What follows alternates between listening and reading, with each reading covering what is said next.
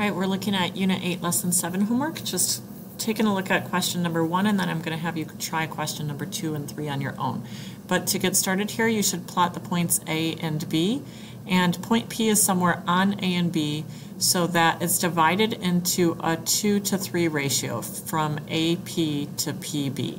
And so when we see a 2:3 ratio, we know that that segment needs to be divided into 5 total pieces.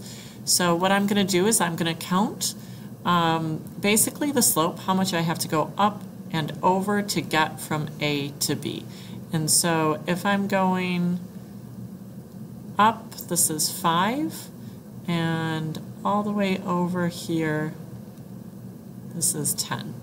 So up 5 over 10 will get me from A to B. Now I need to divide this into 5 equal pieces.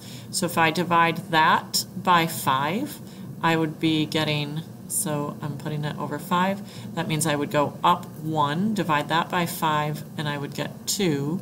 So each time I'm going to go up 1 over 2, and that gives me this point here, up 1 over 2, up 1 over 2, up 1 over 2, and up 1 over 2. So now if I count the pieces on the line, I have 1, 2, 3, 4, 5. Since I'm dividing it into a 2:3 ratio from AP to PB, I want 2 pieces to be closer to A and 3 pieces to be closer to B. So I'm going to count to the second dot. That's going to be my new point P. And they're asking for the coordinates of P, so you just need to write down the X and Y value of P there. And so you're going to fill that in. And then go ahead and try question number 2 and 3.